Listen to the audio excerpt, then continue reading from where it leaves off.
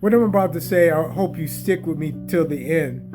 And whatever you do, do not forget about the Epstein files. It's only 2 months into this second term, 2026. I guess he's going to start like he did last year with shock and awe, as he's saying, flood the zone, but this time he's flooding it with wars. He already confiscated $10 billion of taxpayer money to fund the Board of Peace. I guess they already got Board of Peace. He blew up fishing boats in Venezuela and saying that he was stopping drugs, but the real plan was to take over Venezuela's oil.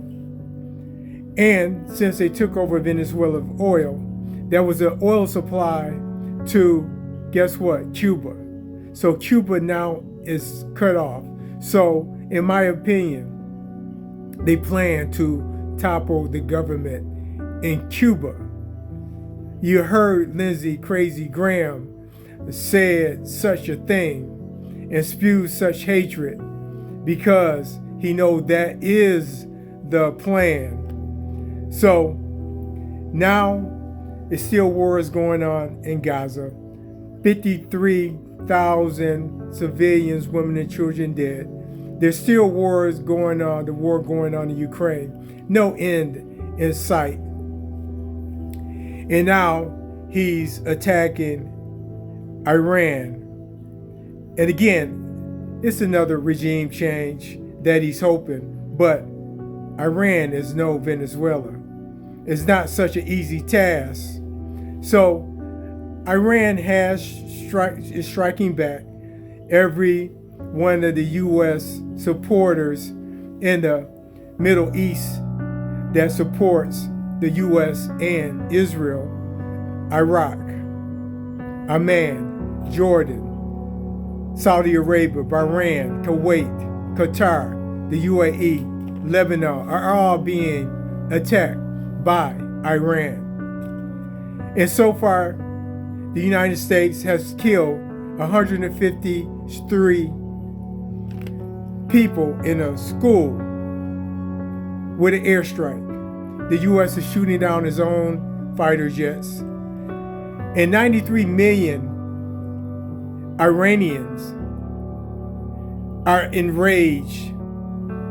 And the United States cannot support a ground attack, not with 93 million Iranians. It will be a big task, and a lot of American lives would be lost. So now your gas prices are going up.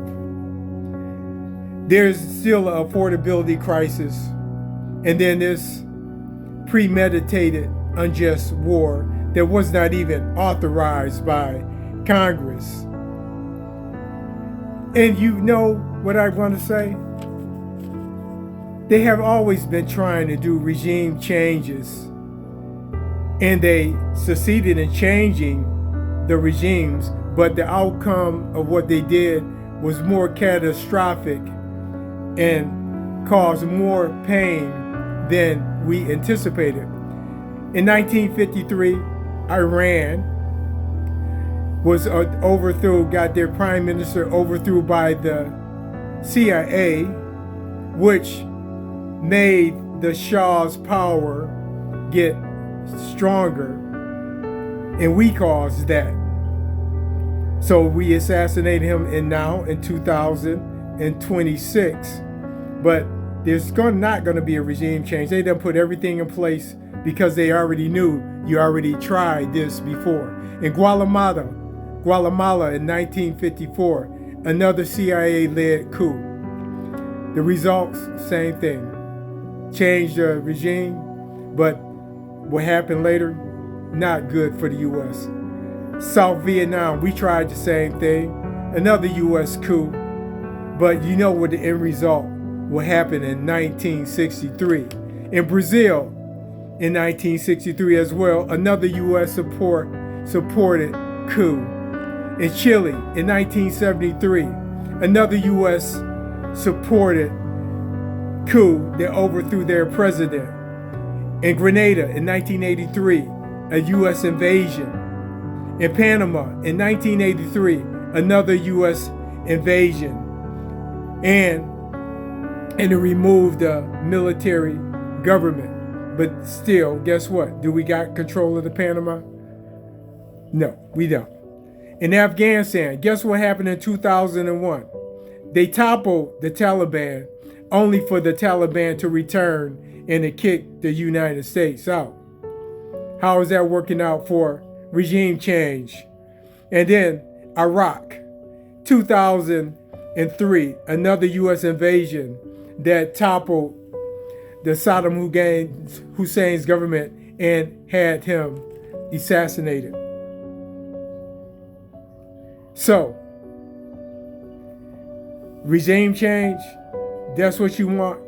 Something that works? History always keep repeating itself over and over and over again.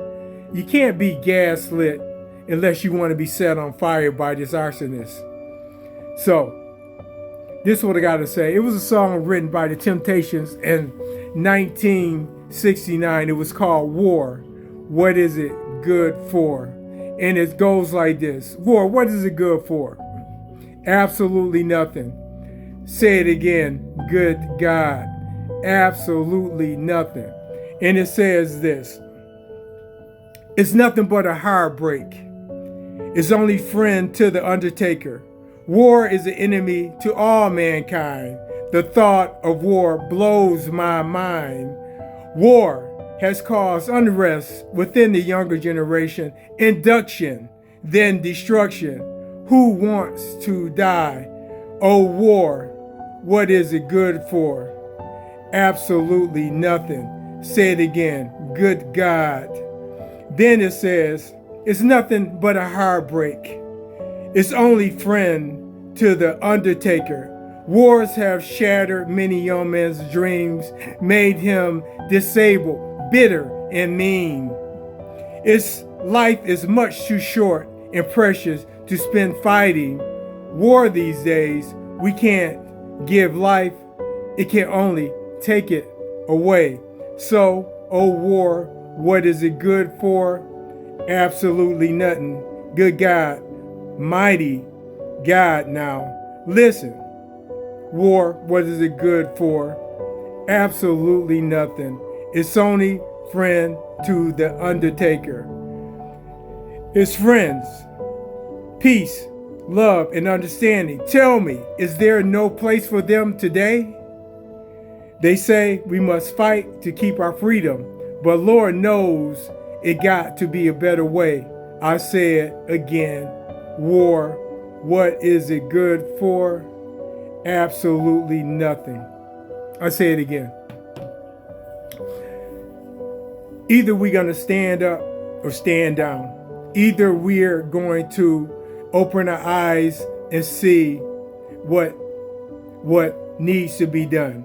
We can't not pretend like we don't know, because history keeps repeating itself over and over again until we learn. This war industrial complex has been going on. We have spent trillions of dollars on war with taxpayers' money. Trillions of dollars. If mentioned all the coups and wars, it could have rebuilt the whole United States. It shouldn't be a ghetto in the United States. It should be free health care. It should be a lot of things that could be paid for and supported by the United States government.